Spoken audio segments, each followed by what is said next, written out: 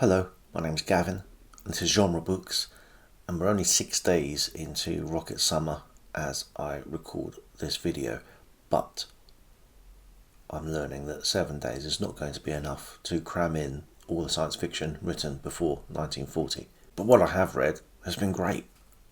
I started with Planetoid 127 by Edgar Wallace. This is in the Green Hill Science Fiction and Fantasy series, edited by Brian Stableford.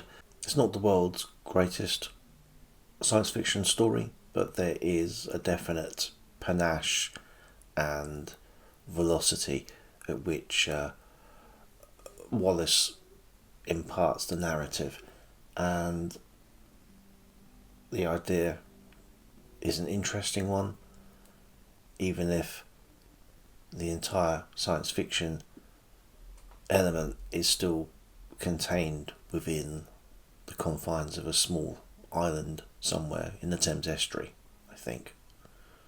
I also read Voices from the Radium Age, edited by Joshua Glenn and containing stories from the great and the good of early 20th century writers, many of whom are not known for science fiction, but almost all of them showing a great style when turning their hand to it. From 1905, Sultana's Dream by Rokia Sakwat Hussain is it's a fantasia. It's a daydream from a woman who is writing in what is now Bangladesh, talking about a society essentially where the women have taken over and the men are the ones who have to confine themselves to the houses and keep themselves covered and out of the way. I would love for this story to be some ancient curio, but 120 years after it was written, it is sadly still resonant and relevant. The Voice in the Night, 1907, by William Hope Hodgson. This was, touches of horror, touches of weird fiction. This is scary and scientific at the same time. 1909, The Machine Stops by E.M. Forster. This is a fantastic story. It's worth the price of admission alone for this selection. Obviously, your man Forster can write, but the ideas are really interesting and ones that people still sort of revisit now.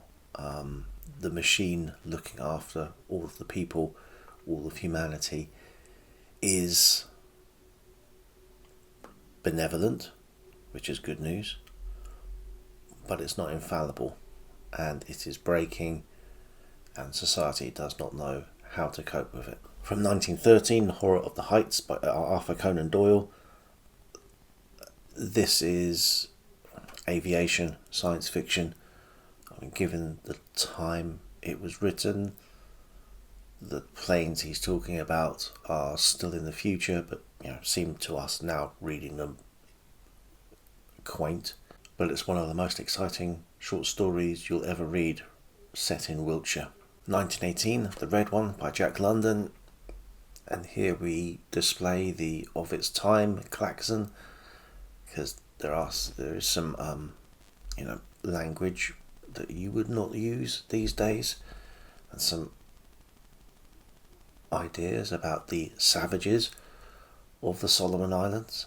But once you have got over the obsession with head shrinking, there's a story here about an artifact that has landed from the stars and how it impacts a tribal people rather than the impact it may have hitting New York, for example. 1920, The Comet by W.E.B. Du Bois. This deals with race, but deals with it much more upfront and confrontational. And it shows that once all of the trappings of society are removed. We are just looking at each other as human beings. But as soon as it's reintroduced, those old prejudices arise again. And the final work in this volume is The Jameson Satellite by Neil R. Jones, which is some more traditional pulp science fiction literature, but it's an entertaining story and one of I think the first in a series of stories that Jones wrote about his race of brains in robotic bodies. I also read on Kindle The Skylark of Space by E. Smith and Lee Hawkins Garby. I do want to be talking more at length about this book later in the month, but I want to see if I can get a chance to read the sequels before I do that.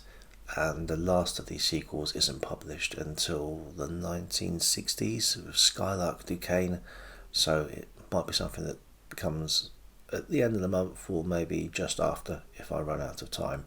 But that book is mentioned in the autobiographical sections of the Before the Golden Age, edited by Isaac Asimov and interspersed with Asimov's own memories of reading these early pulp literature classic stories.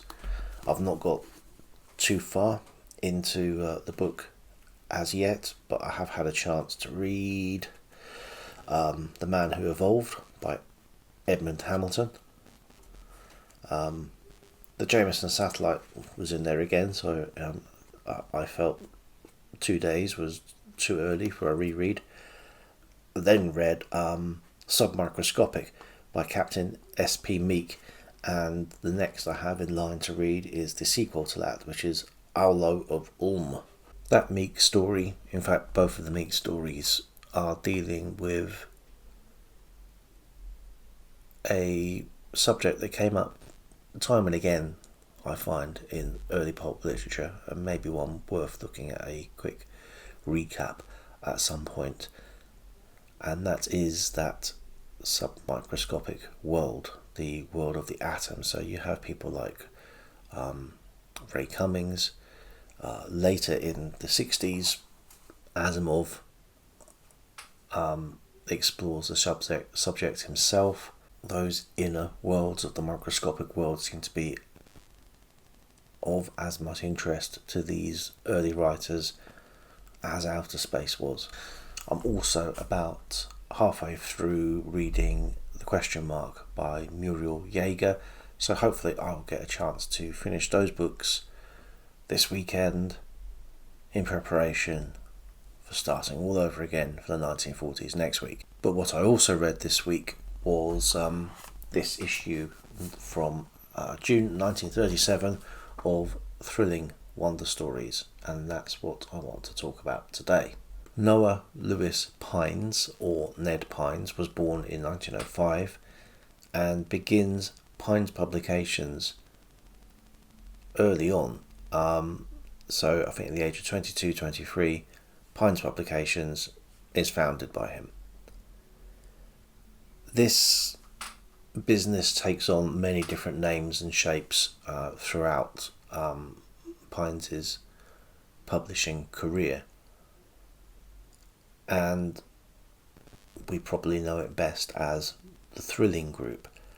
So the Thrilling Publications, also known as Beacon Publications, by the 1930s is producing Thrilling Western, Lone Eagle, Thrilling Wonder Stories. Pines Publications also has a subsidiary publishing house called Collegium Press, which has bought and is now printing the book College Humour.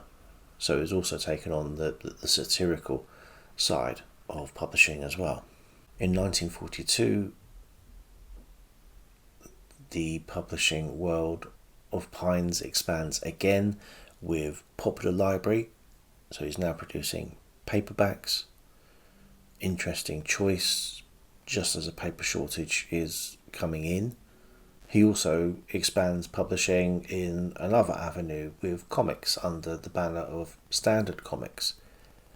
In the 1950s, as the pulps are coming to an end, he's also moving into normal magazines with Silver Screen and Screenland under the banner of Standard Magazines. So looking much more like the Hollywood movie stars and what have you. But Pines is always very active. He's always searching for something. He's trying something new. There are lots of publications that begin, don't quite make the numbers, and are just as quickly discontinued. But thrilling wonder stories is something that does stand the test of time. Not that Pines created it. It was created in 1930. Wonder Stories, as it was then known, before the thrilling was added, came about in 1930 as a result of the merging of two of the titles created by Hugo Gernsback, which was Science Wonder Stories and Air Wonder Stories.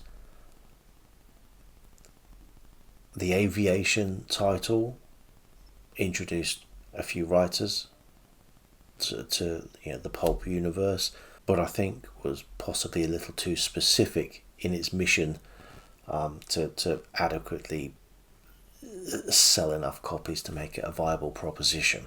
But merging with Science Wonder Stories and just coming out as Wonder Stories does wonders for the publication itself. And although Gernsback has to sell it to Pines later on in the 1930s, I don't think reflects on the success of the magazine itself, more on something which seems to be happening to Gernsback on a regular basis. So this magazine comes out, so 1937, it's only been thrilling wonder stories at this point for about a year. The editor is Mort Weisinger, and he's a figure I do want to talk about later on this month as well, as he is someone who is the link between the pulp magazines and the comics that escalated in popularity. Wonder Stories is also the home to the Science Fiction League, which was an idea of Hugo Gernsback and was created in 1934 for Wonder Stories, and was a proto fan club, but with some quite famous members. It wasn't wildly successful. Only had about 1,000 members, and is discontinued a few years later when a new editor comes on, Thrilling Wonder Stories. But as I say, there are some famous names in the leaders of this league. So you have Forrest J. Ackerman, Jack Darrow, Edmund Hamilton, Yando Binder, P. Schuyler Miller, R.F. Starzl, and Clark Ashton Smith. It seems that although the numbers in the league were small, the people who are joining this science fiction league are the dedicated hardliners. Frederick Pohl spoke about the lasting impact of the league and the friendships it had put into place and had allowed to be forged between some of the members, and it feels like the Science Fiction League is a little bit like the 1,000 people that bought the Velvet Underground's first album. The album just didn't sell well at all, but every single one of those people, the anecdote has it, who bought the album went off to start a band of their own. But let's look at the magazine itself. There is the usual stuff in here. There are stories. There's letters pages. There is hype about the stories and the authors. Unlike some of the other science fiction pulps I've read, there's a comic strip in here. This is Zarmak. It only runs for a couple of pages, or a few pages within the stories. It wasn't successful. It was something they tried. I believe it ran for 8 episodes, was dropped, and there was never comics in the magazine again. There's also an article or a piece here called If, and this is If Another Ice Age Grips the Earth, written and illustrated by Jack Binder. It's one of a series, the beginning of a series that was run basically saying possible ways the Earth could end, or in this case, the next issue, if atomic power were harnessed.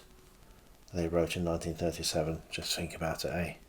But it's saying that when the new ice age comes, we won't be able to withstand the super powerful thrust of the oncoming glaciers. So it shows buildings being swept aside. It shows people leaving by rocket ship because we want to go to other planets to get away. In the northern hemisphere, scientists are using heat rays against the glaciers, but more than likely we'll have to live underground. So that's cheery. It's also got the usual sort of pulp diet of fantastic adverts. So people who will charge you money to show you how to write, people who will then pay you for the things that you write with your learning, and then solve your fistula problems too. But where else are you going to get the opportunity to work for the government and raise giant frogs at the same time? It's a proper pulp magazine. There are no trimmed edges here. This is rough and ready, but to be honest, for 1937 this has held together remarkably well. John Russell Fearn and his take on the microscopic world, which I spoke about earlier. This is Menace from the Microcosm. So adventures with shrinking spaceships, what they encounter in the subatomic world, and as is usual with John Russell Fearn's stories, he doesn't shy away from descriptions of sort of gory demises and a quite high body count. There's a few stories of his I've read now where large parts of the world have succumbed to whichever menace it is that week before a hero steps in to save us. Next week for the 1940s, I'm doing an issue of Planet Stories, which has another John Russell Fearn story in it, and I think I want to talk a bit more about John Russell Fearn at that point. The next story is by Anthony Rudd, and that is Molten Bullet, and there's an interesting perspective in this story. It's the tale of Earth's destruction, but shown from the vantage point of a history lesson being taught on Mars by Martians to other Martians who have seen everything about the Earth's history and its eventual demise.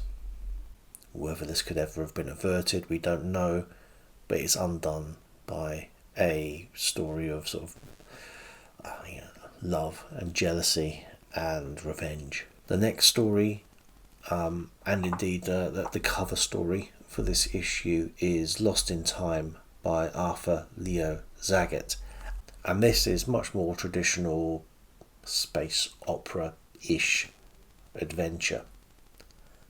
Jim Dunning is our hero. He is out on the ocean when his one-man ship is hit by a freak wave.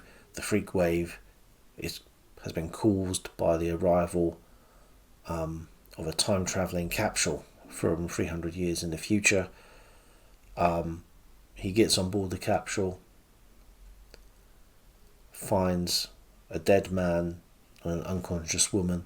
Jim revives the woman. He determines what killed the man, and together they go back to the future to put right what has gone wrong in the future. The next story is Raymond Z. Galloon's The Dark Sun. I don't think I'd read it's talk about a black sun, but yeah, this is much more, seems to be on the event horizon of a black hole, essentially, and it's a story of the one man who is manning the space station, who is at that point where the station itself has technology to keep it from being crushed under the huge gravities that are at play, but the station is there to actually glean particular resources, but these resources are also wanted by other members of the solar system, and the station is attacked by enemy. Our hero is imprisoned. What can he do to get out of it, defeat the enemy and save the station? I've read a few Raymond Z. Galloon stories now, and I don't think I've been disappointed by any of them. This one is, it's quite fun. But the writer of the next story, De Condra, was someone who is unknown to me, and that was Richard Tucker. This is a much shorter story, and I think in the way it's written could almost be quite happy at home in the pages of Weird Tales. An alien has visited a scientist using a reanimated corpse to convince the scientist to make the way easy for the remainder of the aliens that are going to be arriving, who will devour the planet. The scientist, confronted with this herald of a planet-eating race, has to think on his feet to find a way to defeat the herald and save his Earth. So the brothers Binder, Iando Binder, are the writers of the following story, which is The Chessboard of Mars.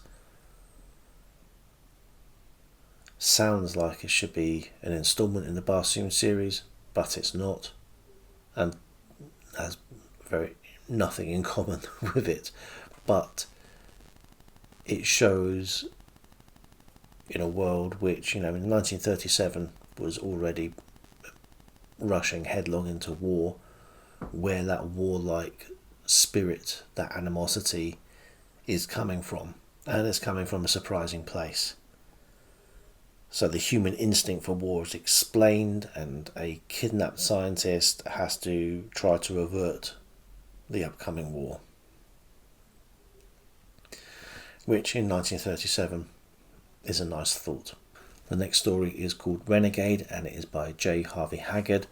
This is, I think, possibly the shortest story in the magazine, and deals with an astronaut who has betrayed his crew in order to aid the arachnid-style aliens on the asteroid that the crew are about to land on.